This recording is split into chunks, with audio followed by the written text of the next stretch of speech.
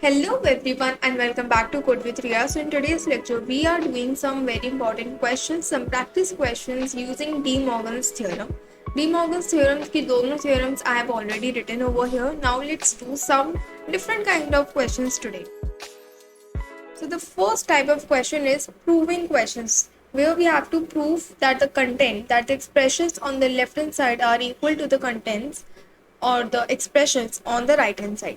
तो हमारे पास ये कुछ इस तरीके का क्वेश्चन दे रखा है. यहाँ पर हमको पता है कि आर एच एस को हम और ज़्यादा सिंप्लीफाई नहीं कर सकते, इसलिए हम एल एच एस को सिंप्लीफाई करेंगे. नाउ यहाँ पर हमारे पास सबसे पहली थ्योरम जो लग रही है that is A plus B bar is equals to A bar dot B bar. यहाँ पर अप्लाई करते हैं. It would be A B bar dot A C बार.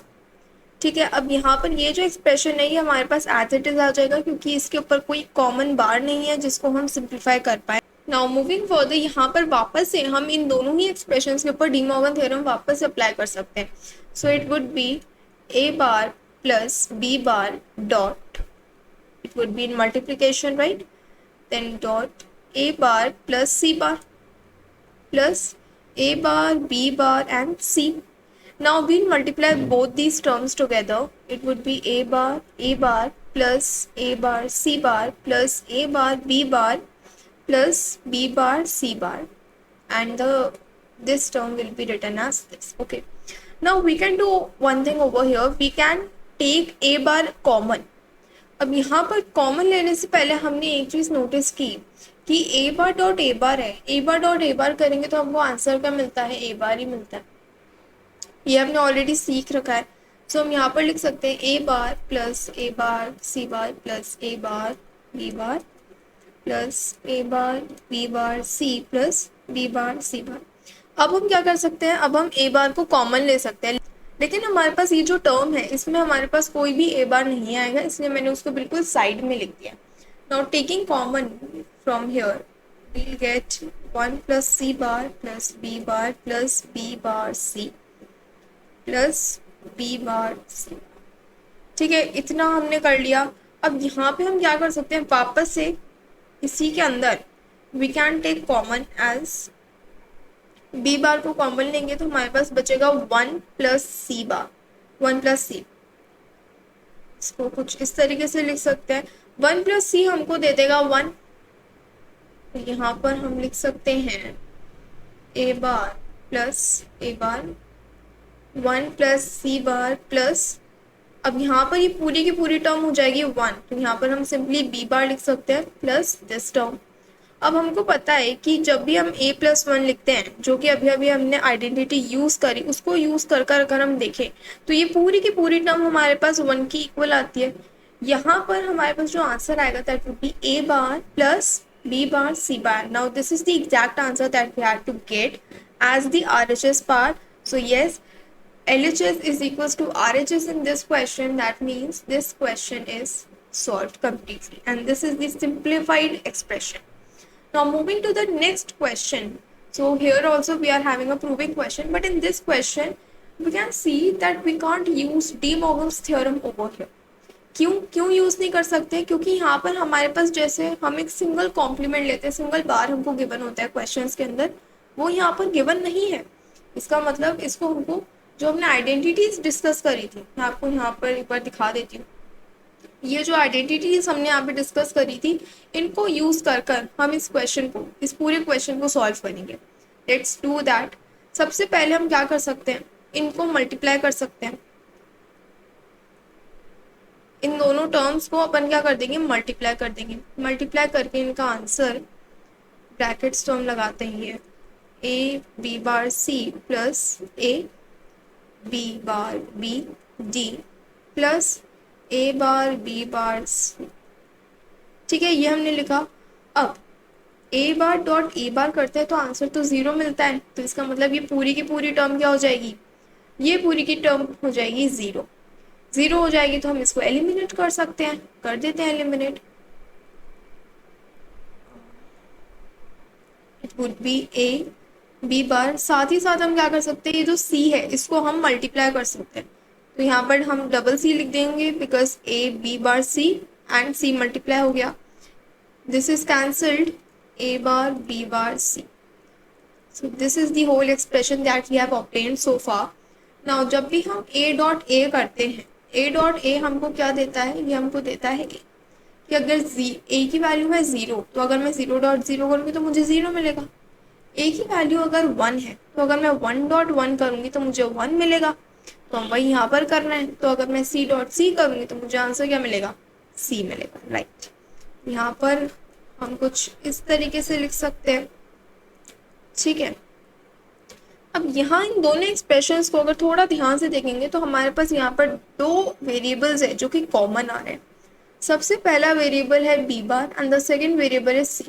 तो मैं कह सकती हूँ दैट बी बार सी इन दोनों ही टर्म्स में से कॉमन आ रहा है। तो अंदर क्या बचा, ए प्लस ए बार बच गया अंदर, और यहाँ पर तो हमारे पास बी बार सी है। now, जब भी हम ए प्लस ए बार करते हैं तो हमको आंसर क्या मिलता है, 1 मिलता है। So it would be B bar C is equals to B bar C, hence proof LHS is equals to RHS. Now we are moving to a different kind of question now, जहाँ पर हमको एक single बार दे रखा है और यहाँ पर हमको सिंप्लीफाई करना है। यहाँ पे कोई प्रूविंग नहीं है, हमको कोई आंसर नहीं दे रखा, हमको आंसर फाइंड आउट करना है। यहाँ पर करते हैं, चलो। अब ये क्वेश्चन आपको ध्यान से समझना है क्योंकि इसके अंदर हमें काफ़ी स्टेप्स पे डी मॉर्गन्स थ्योरम को अप्लाई करते रहना। तो सबसे पहले फर्स्ट स्टेप पे अप्लाई करते हैं। It would be A B bar plus A B C plus A B plus A B bar.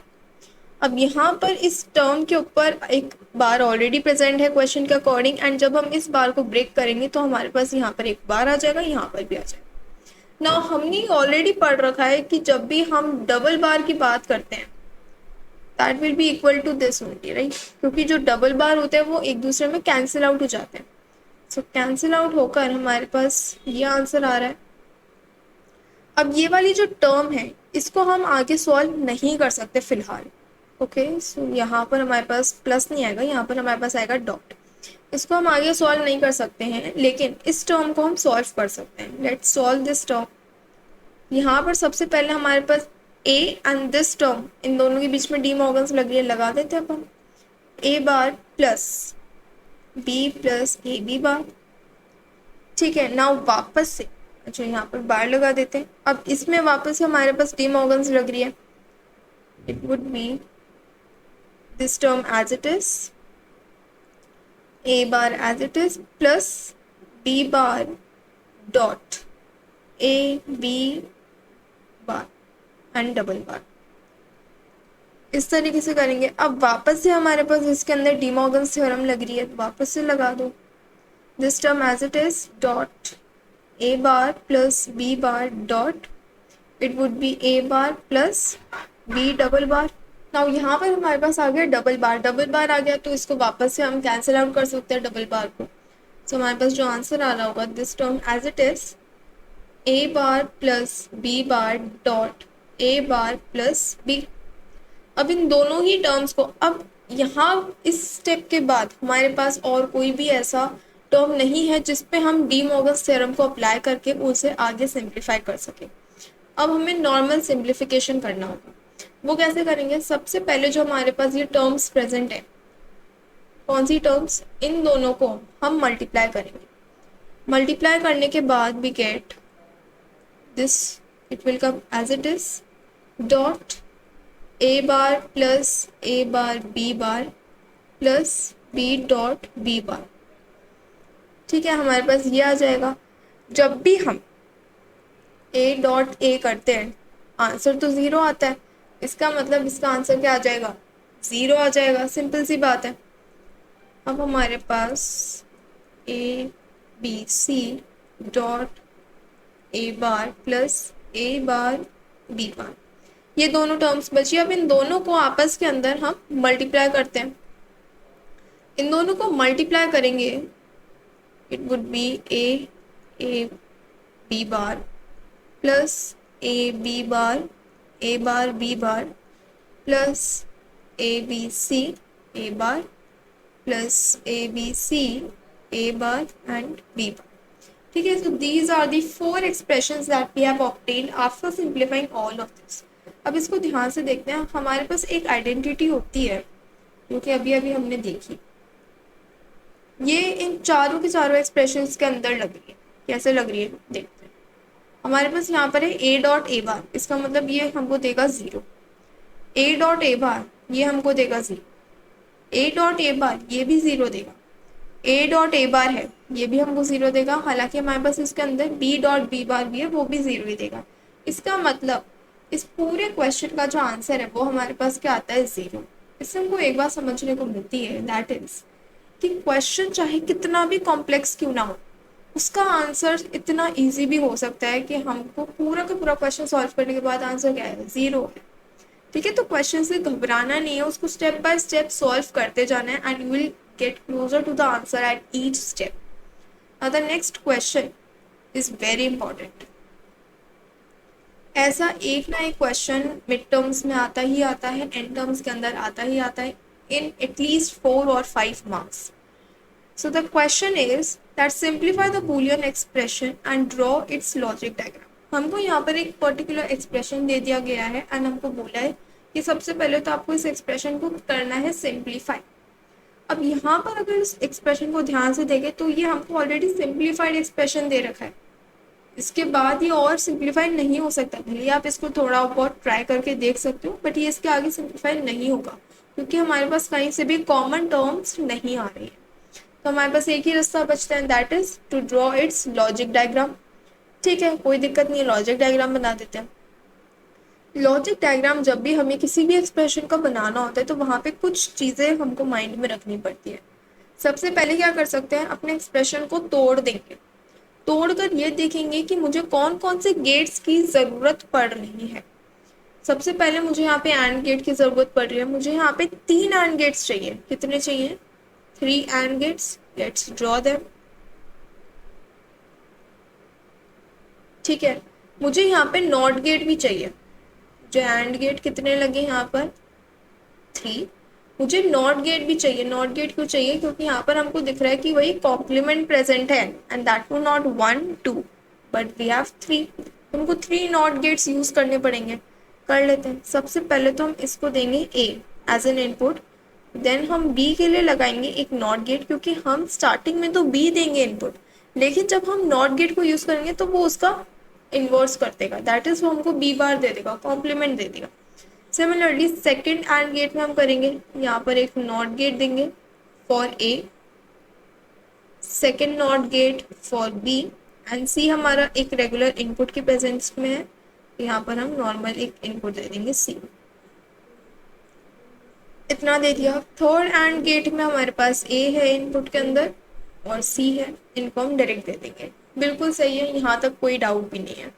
अब अगर मैं इनका आउटपुट देखूँ तो यहाँ पर मुझे मिलेगा ए बी बार। कैसे मिलेगा, यहाँ पर आ गया ए एंड यहाँ पर इन्वर्स होकर आ गया बी बार। एंड गेट का काम क्या होता है कि जो भी उसको इनपुट मिलता है वो उसको मल्टीप्लिकेशन के फॉर्म में यहाँ पर लिखता है। मैंने वही तो करा यहाँ पर। Now moving to the next, ये हमको क्या देगा, ये हमको देगा ए बार बी बार सी। कैसे देगा भाई, नॉट गेट से यहाँ पर मुझे मिलेगा ए बार, यहाँ मुझे मिलेगा बी बार एंड यहाँ तो हमने सी लिखा है।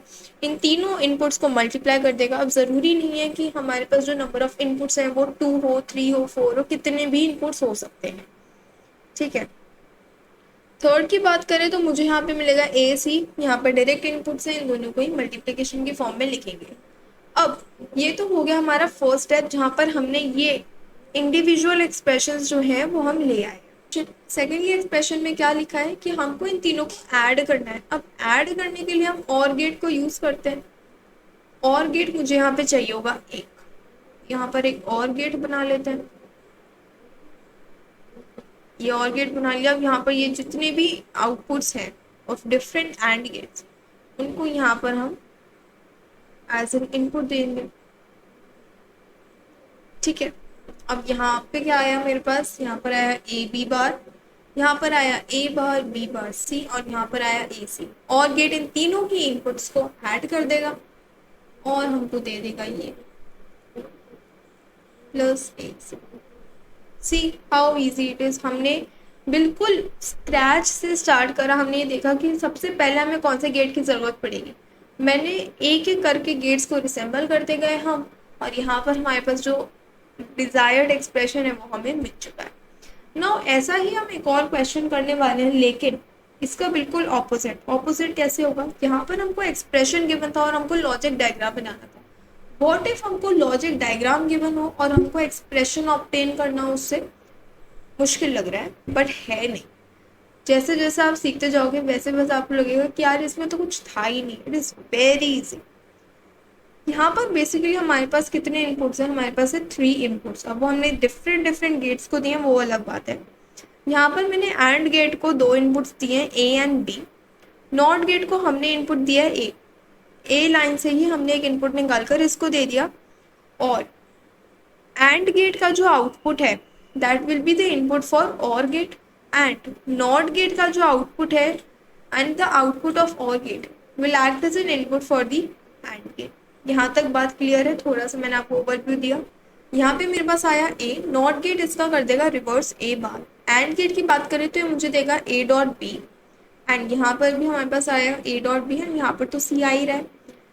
और गेट क्या करेगा? इन दोनों ही इनपुट्स को ऐड कर देगा। कर दिया। यहाँ पर आया ए बार, यहाँ पर आया ए बी प्लस सी।